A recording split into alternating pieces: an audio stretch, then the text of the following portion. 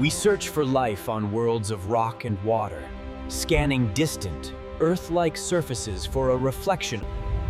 We search for life on worlds of rock and water, scanning distant, Earth-like surfaces for a reflection. We have ignored the true giants of the cosmos, dismissing them as uninhabitable.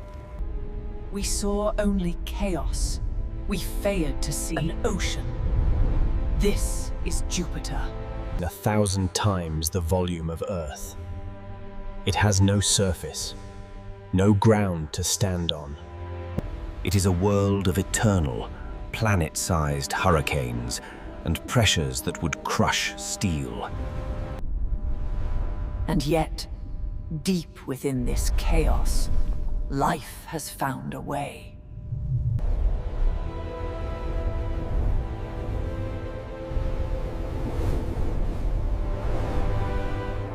Welcome to the world of the Storm Riders. Act 1. The Habitable Zone.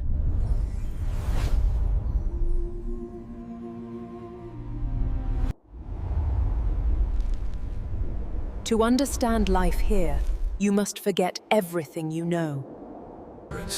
The temperatures plummet to 200 degrees below zero. Down deep, near the metallic core,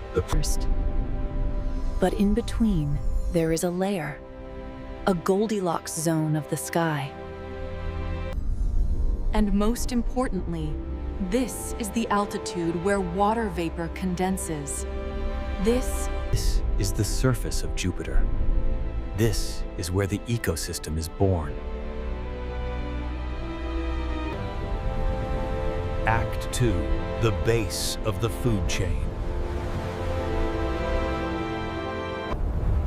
This deep, misty ocean is not empty. It is filled with a sea of complex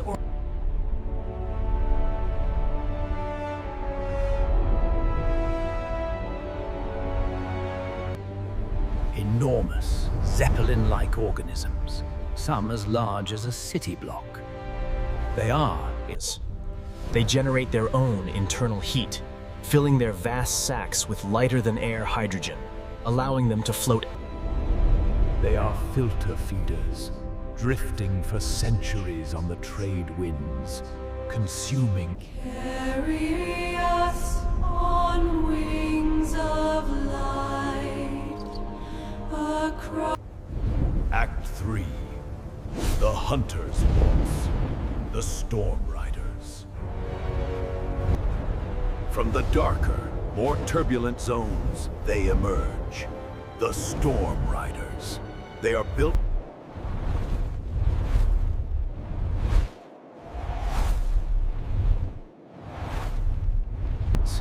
They do not fly by flapping.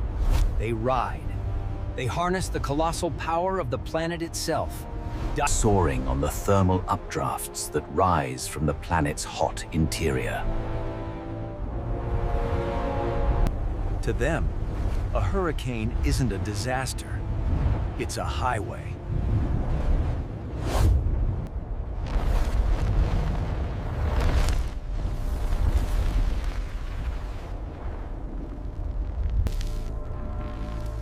They can detect the bioelectric fields of their prey from miles away.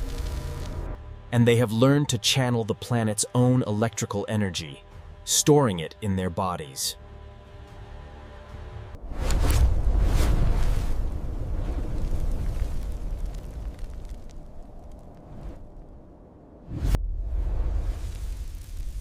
Act 4, the Great Red Spot. Today, a hunt is on. A pack of storm riders, a family group, is tracking a herd of floaters. But the floaters are moving toward a place of sanctuary and extreme danger, the outer edge of the Great Red Spot. This is the largest storm in the solar system. A hurricane wider than 3 Earths. The floaters drift near its edge, using the chaotic winds to deter predators.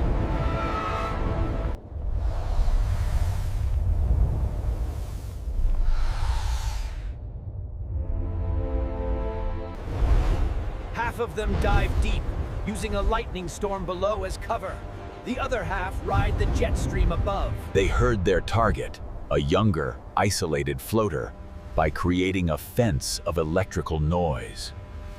They push it, terrorizing it, forcing it away from the herd and into a dead zone between two converging storm fronts. The floater, in a panic, tries to vent its hydrogen to make an emergency dive. But it's too late. On another signal, the pack attacks as one. They slam into its body, discharging millions of volts. The attack isn't meant to kill, but to paralyze. The floater's massive internal heating system fails. It loses its buoyancy.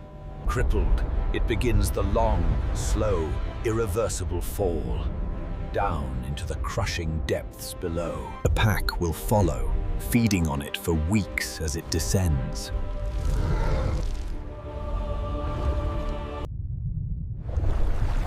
Act 5. The deeper mystery. The feeding storm riders suddenly scatter. A dark shape, miles across, rises from the mist. Seizes the wounded floater and drags it, and two unfortunate members of the hunting pack. Back down into the abyss from which it came.